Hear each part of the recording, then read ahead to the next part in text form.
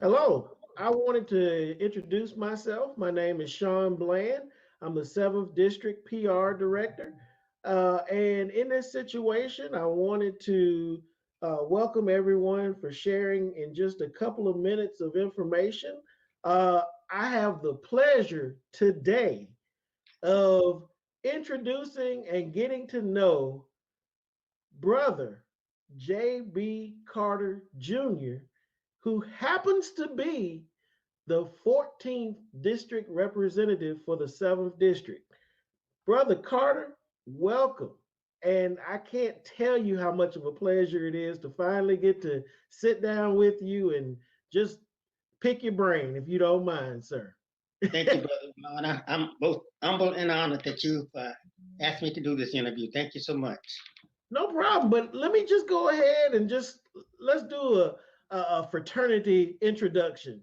Why Okay. don't you introduce yourself as far as your fraternity information, your name, your chapter, the year, all that kind of good stuff, and let the brothers get to re-know you again. Thank you so much. Let's start from the beginning. My name is J.B. Carter Jr., and I was initiated into Rho Epsilon chapter at Tougaloo College on December 6, 1958. Uh, while at Tougaloo, I was privileged to serve as boss of that chapter for 2 years. And then the next three chapters that I was involved with, was the next one was Beta Alpha in Jackson, Mississippi. Uh, Met some fine folks there and brothers, Brother Alan Brown, Brother Cleo McGee, Brother Sherman Jackson, who I've been friends with for over 60 years. And then I later moved to Out Upsilon chapter in Biloxi, Mississippi, uh, where I became boss of that chapter, believe it or not.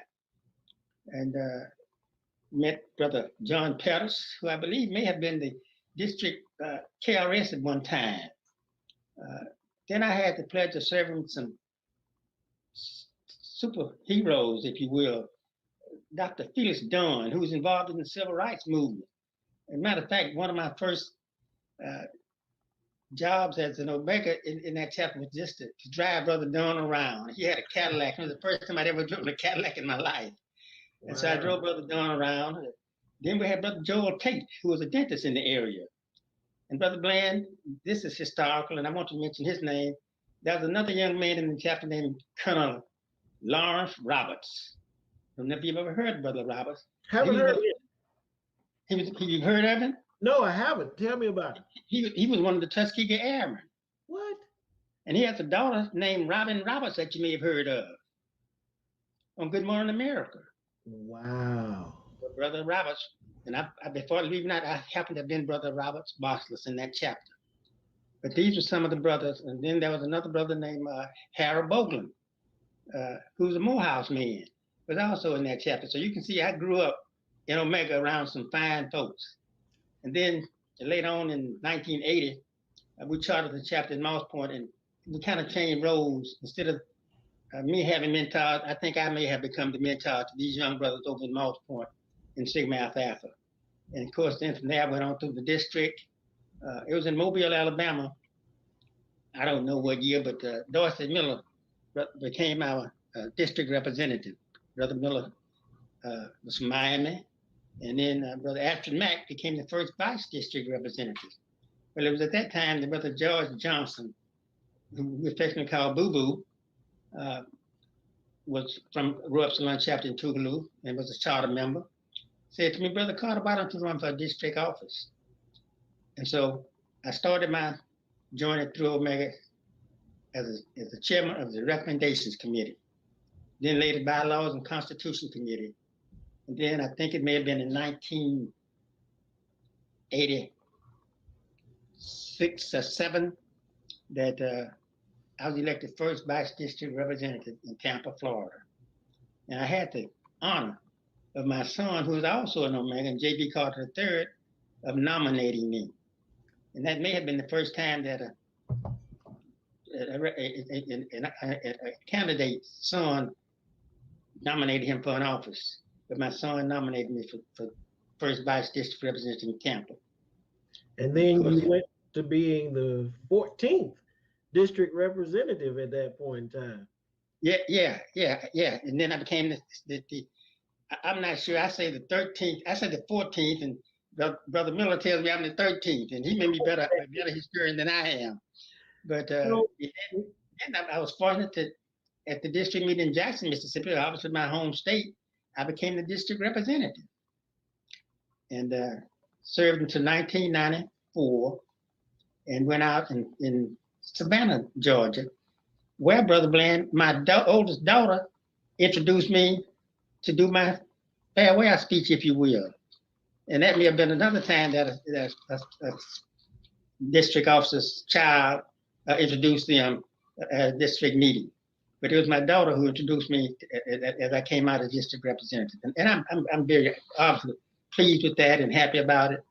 And I've tried to serve Omega, and I've been on the Life Membership Committee.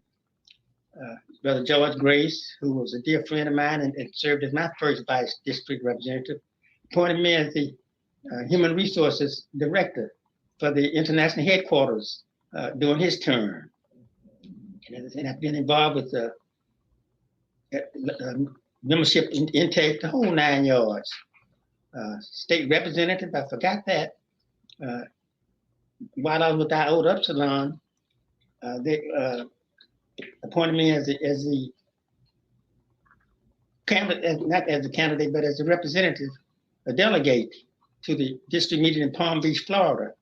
That was back in 1966.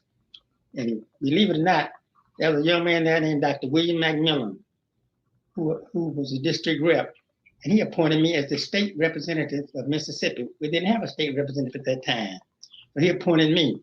Well, later on, I became an elected state representative. So I am the only representative for the state of Mississippi that's been both appointed and elected. I don't think I was the first state representative, but I certainly was the second. Now, you bring up an interesting point. You bring up an interesting name. McMillan was what district representative was he? He was an early representative, wasn't he? Yeah. I'm telling you, this was in 1960. He was the 7th district representative. Okay, so he was early in the district's career in that situation. Yeah. As I said, I was probably the 13th or 14th district rep. I'm saying 14th, but as I said, Dr. Miller says I'm the 13th. Well, I have a big question, because for when you were brought into the fraternity and your closeness as far as being involved in international headquarters and everything else, did you ever interact with the founders in? You know, I think I met Brother Avery at one time. He may have been the only founder that not founders. I'm sorry, I was a Grand Barker. I never interacted with any of the founders. Okay, but no.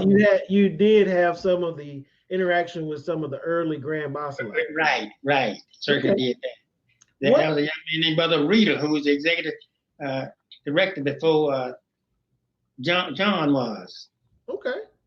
What would you say in Omega at this point in time was one of your biggest accomplishments? You know, I think one of my biggest accomplishments, and I don't know if many brothers remember this, but when I was district representative, you know, we had we don't have it now. We had the thing called a Q Corral. Ooh, that's the thing, isn't it? That's way back. Yeah. At the Q Corral.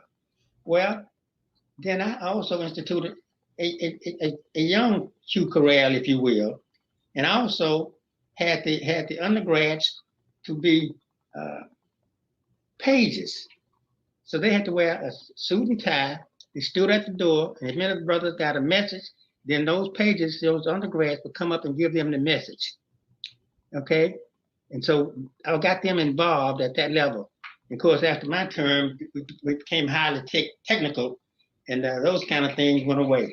But I like to remember those times when I involved the young brothers and the undergrad as pages, and in the I guess the undergrad Q Corral, if you will. What would be some words of wisdom you would give to the young brothers or individuals that are thinking about getting back in and getting back active? What would you say have been some of the benefits or one of the biggest benefits you've experienced being in Omega? Well, one of the biggest benefits is our mottos, friendship. Friendship. I have made so many friends over these 60 odd years and stay dedicated and committed to the fraternity. You know, that we have too many young brothers now who don't want to pay dues. They just want to come in and then some, unfortunately, their brother who financially don't mind it. He's a bruh. So let him in. I have a problem with that. I think we all ought to be accountable and pay our way. And I know that it's nothing I can do about that, but I think that to young brothers, if you get in, pay your dues, stay financial, be committed and dedicated. I have friends from East Coast, West Coast, North and South, in fact, even out of the country. I like to share just one experience with you. I have a young daughter, matter of fact, the one you've been talking with, Janelle, who went to Washington, D.C. for an interview a while at Florida A&M, and she had some problems and called Daddy. And I'm in Moss Point, Mississippi, so I couldn't get there at the time she needed me. I picked up the telephone and called a brother named Dickie Johnson. And the older brother, remember Dickie, he's deceased now. But Dickie Johnson was at her house before I could hang up my telephone from talking to him almost. It was that kind of relationship that you develop over the years in Omega. Because it's called friendship, which is essential to the soul. So I would admonish young brothers to stay involved, stay committed, stay dedicated, and nurture that friendship. Now, you know, I will be honest with you. I had a bio that was sent to me, and you have just scratched the surface of just Omega accomplishments and things that you've done. I think that people need to hear a little bit about some of the personal accomplishments you've had. And I will say that being the 14th DR, as far as the fraternity is concerned, you've done a lot. But people have, one of the things that I like to highlight is getting to know a brother in this situation. You are a man of firsts. You did a lot in your regular career, and you've done a lot of firsts in your career. Tell me a little bit about your career. And I know you've had a lot of firsts in your career, so why don't you go over a few of those? Thank you, Brother Bland. I think I want folks to know, first of all, that I'm an educator. I came out of the classroom. I was principal of Hines County Agriculture High School, which was on the campus of Utica Community College.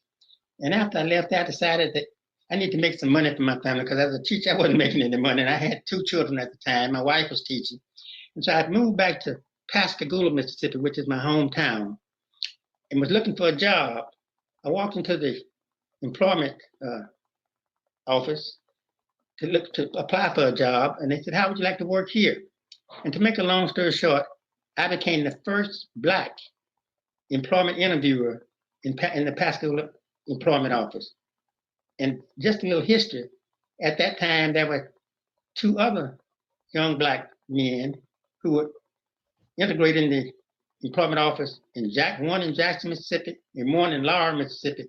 And I want to tell you, Brother Sean and the brother, that they too were Omega. So there were 3 Omega who integrated the employment service in the state of Mississippi at the same time. That was back in 1966. So that was a first. Then again, after that, I moved to, well, before that, I became the first African-American, Black, whatever, to head up a federal program in the county, which was Neighborhood Youth Corps, where we found jobs for young Black men and women who dropped out of high school. And then during the summer, even those who were in school. I headed up that program.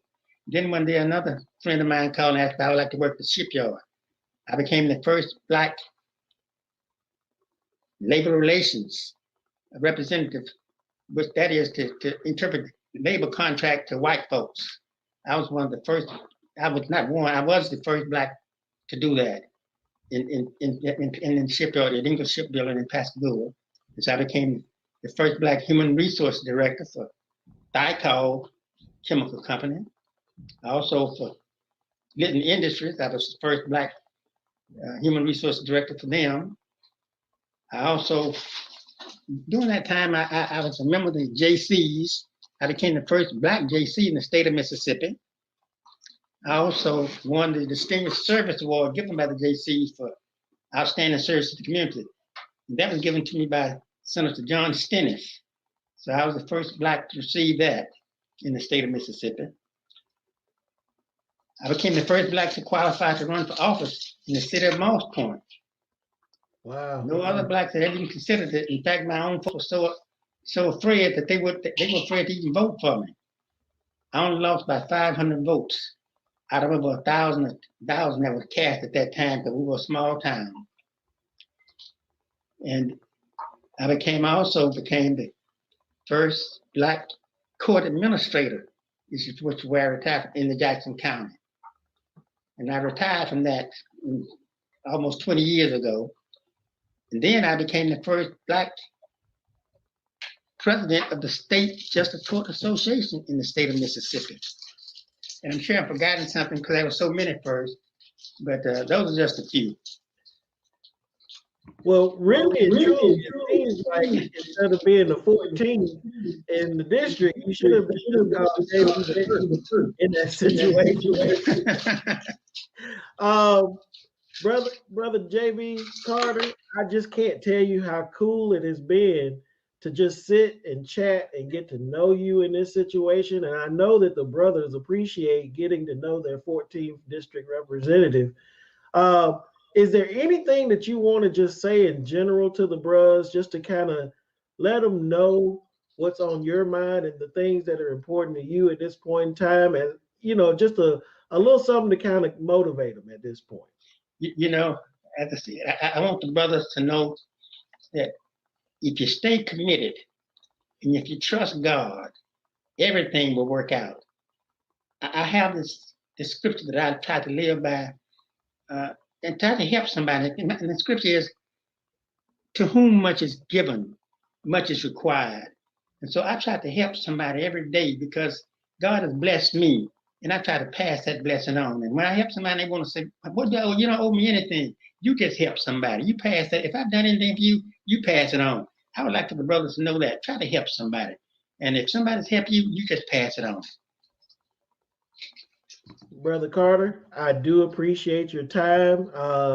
You packed a lot into such a short period of time. And, you know, I think the brothers, with doing these, brothers get to see that not only do they have outstanding brothers and friends, but those individuals have done a lot in their lives. And I can definitely see that you have made an impact in the city of, in the state of Mississippi. Jackson County. Yeah, Jackson County. And, you know, and for your accomplishments in the district and in the nationals, you know, we appreciate you at least making that mark. Let me say this, if you don't mind. I would be remiss if I didn't. Doing these over past at least 58 of these years, my late wife, I don't know if you know, my wife passed about 3 years ago. No, sir, I did. She was by my side as well as my children. I'd be remiss if I did not share them in this interview with you. And give them a shout out and give them some honor, my friend. Go ahead, you have the floor. So I want to thank my wife, my late wife, Mary, my children, my son, who's an Omega, my 2 daughters, Janelle, that you met, who's a Delta, and my oldest daughter, Joy, who's also a Delta, who supported me during this whole time. And I want to thank them for that. And thank you so much. Well, my good brother, give me just one moment and we will go into a